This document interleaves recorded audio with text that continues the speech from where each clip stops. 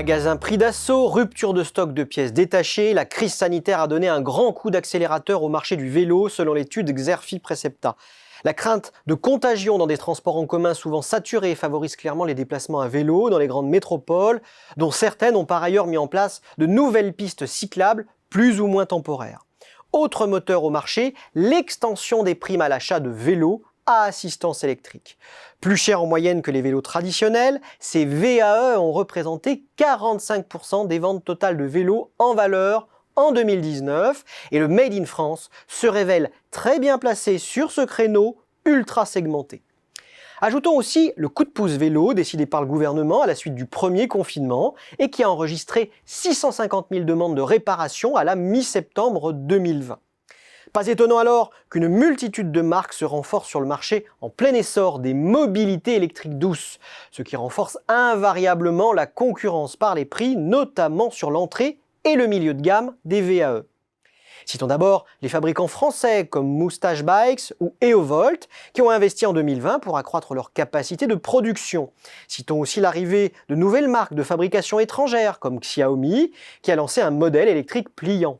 Les nombreuses nouvelles solutions de la micro-mobilité viennent également concurrencer les vélos à assistance électrique, à l'instar des trottinettes électriques, dont le prix est souvent plus bas, des gyroroues ou encore des gyropodes.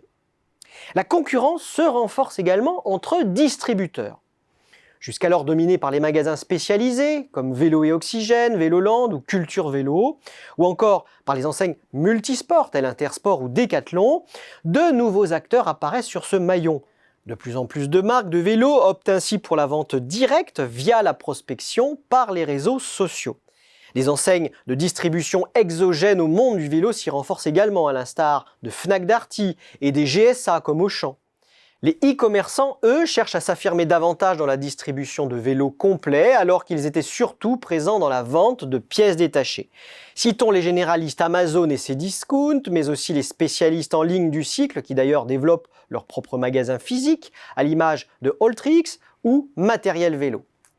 Pour lutter contre cette percée, les distributeurs traditionnels contre-attaquent et investissent dans le digital, les services d'entretien-réparation, voire la location pour notamment contrer les systèmes urbains de vélos en libre service.